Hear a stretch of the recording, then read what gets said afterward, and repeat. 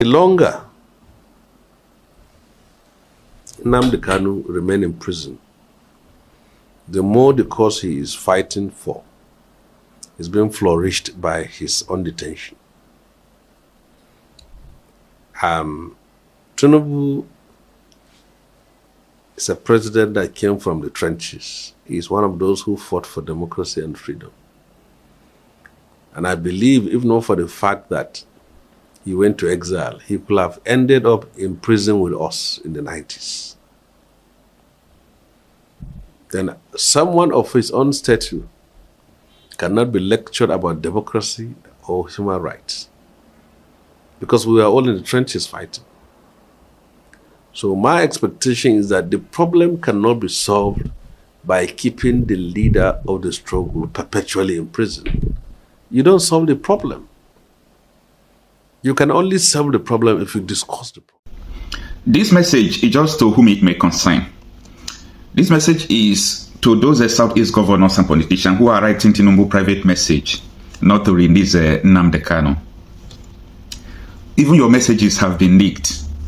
Everything you are doing, people know there is nothing that is hidden. Even the federal government that has not taken the courage to release Nnamdi Kanu.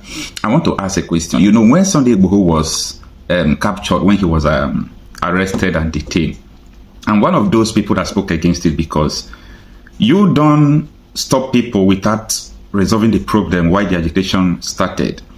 Federal government now, since they arrested Nnamdi Kanu, tell me what has changed. What has changed? If you are doing something without a purpose, it is very useless.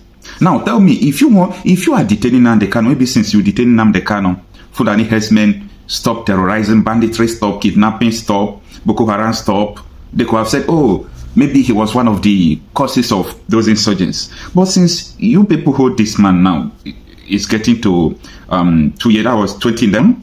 It's almost 2 years, and now they rearrested him and he was held captive. Tell me what has changed. Everything is even becoming worse. The agitation of Biafra we are talking about, maybe if they hold Nnamdi Kanu, the agitation will stop. The agitation continues. So tell me, why are you holding this man responsible? Now, the reason why I'm saying this is, if federal government at all want to take the courage and respect the rule of law, even Nigerian court that people don't have confidence on, they have even looked around. They did not see where to hold Nnamdi Kanu responsible against the whole suit federal government developed against him. Court of Appeal discharged him. Supreme Court said federal government wronged him, that everything federal government did against him, both his how they brought him back from Kenya and how they sent military to his house, that federal government wronged him. Now, see, Supreme Court taking this case of Nnamdi Kanu back to Federal High Court is not normal. Normally, he's supposed to be freed there. You cannot discharge somebody, you know, free of charge. You said Nnamdi Kanu did not do wrong by running away, by doing this, by doing that, but you have to go back to answer that terrorism charge that even a Appeal Court has dismissed. You ask him to go back to the Federal High Court. That is to tell you that there is an order that is making him to be detained. So it's not all about the court proceeding. So people should understand that holding this man in ransom did not change anything. So it is better they release him. And according to Senator Shewsani, I think the best thing they could do is to dialogue about this thing. Everything is not all about violence. And anytime we are talking about this issue of Biafra agitation or secession, people will look at it as if people who are agitating are criminals. Maybe because they have not heard directly from Nnamdi Kanu or somebody like Sunday Igboho. So let me leave you to watch this video on one-on-one interview with Nnamdi Kanu, where he explained everything about his agitation. What does Biafra mean? It means freedom, liberty, fairness, equity, and justice. In practical terms, these are very good sounding words, but in practical terms, what does Biafra mean? Confederation. So a weak center, very weak, very strong regions. Absolutely. Have you had a change of mind, therefore, about getting an independent Biafra? Because that's what I seem to be hearing. No, I've not changed my mind, no.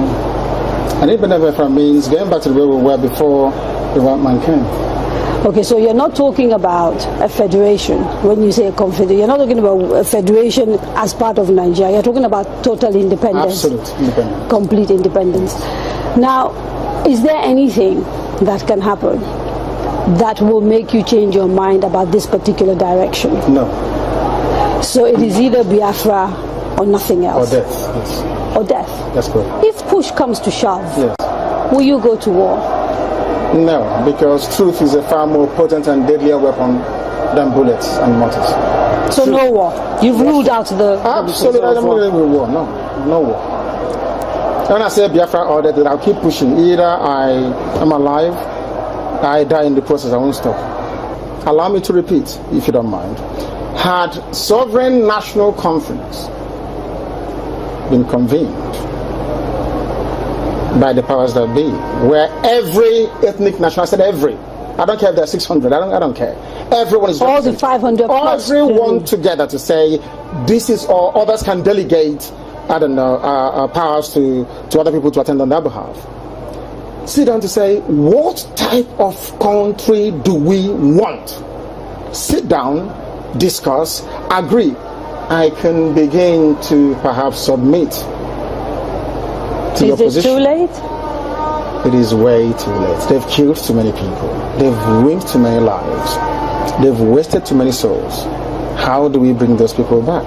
If the federal government, given the agitation that is going on, becomes convinced that, you know what, these people have a point, it is time to actually address all these issues, and they begin to systematically address some of these issues, would you change your mind? No, because of the deceptions of the past. No trust. No trust. Aburi was there, it was negotiated. Nothing happened. 1968, if I recall. And the confab report, what became of it? How about the 3 R's? Reconciliation, reconstruction, and heaven knows what else. What became of them? Nothing. Calabar Seaport is not working. Can you tell me why it's not working? It's a seaport used by the colonial masters. Why is it not working today? How about Iguacha Seaport? Why is it not being used? Why not worry? Why must we allow only Lagos to function as a viable seaport? In England, where I used to live, you had Liverpool, you had the Sun, which is Portsmouth, Southampton, everywhere. You had harbors and ports.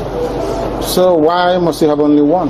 I've heard people say these are very valid arguments, and that these are things that are to do with bad governance. So the average Biafran, to use your phrase, or Igbo man in the Igbo, is facing poverty much in the same way that the average guy in Yobe State is facing poverty. And so these are issues of governance. You don't agree with that? I agree completely. Okay. So if that is it, why isn't the agitation about tackling the problem, which is ensuring good governance, perhaps starting from locally? Because part of the allegations against you is that you don't confront your political leaders in the East, and you'd like to blame Abuja for everything. Because the way I would want to solve a problem is not how a Fulani man would want to solve it. You really believe this is an ethnic thing, and the ethnic. approach is different? No, the approach is different. No, it's not ethnic. It is more to do with value system. Right. The way you may want to solve a problem could be markedly different from how I do mine. What is the geographical makeup of Biafra, as far as you are concerned, this Biafra that you want? So for example, if we're doing a referendum, where will that referendum take place? Is it only the 5? It's on, no. It's okay. It's on, which is River State, Bayelsa, Delta, Anambra, Imo, Enugu, Ebonyi, Cross River, Akwa Ibom? and Akwa Ibom, of course. Akwa Ibom, yes. Right. Those are the coastal. Basically, Bayelsa? yes, southeast and south without Edo State. Without Edo State. That's correct. And then including Igede, Idoma. Right, the Benues, so the Igalas and part of the Kogi Yes. State, right? Yeah. Nyesom Wike, the governor of Anambra, sorry, the governor of River State, made a statement, I think it was yesterday or the day before Yes, yesterday, yes, I heard about it. and said you should not be including River State It's for and the people of River State to decide, people. not him. I can't decide for Biafrans. They have to go and vote and convince the whole world that they want Biafra. It's not for instance, it's only one man, one vote.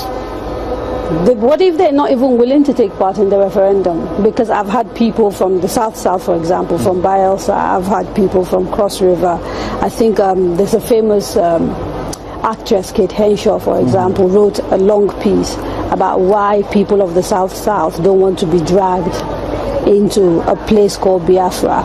You're saying, regardless of what they say, you want a referendum in those parts? Because I know the majority of the people want a referendum. I was in Iguacha yesterday. How do you know? I was there yesterday. I was in Iguacha yesterday. You call Port Harcourt. I was there yesterday. I should have been there to see what happened. Now, They were delighted to see me. I'm sure you know that. It's all over the place. They're very happy to see me. I bet Kate Henshaw wouldn't get such reception were she to go to as Iguacha. a big popular Nollywood actress, I wouldn't necessarily. I'm telling you, if I go to her village, people will turn out to see me more than turn out to see her.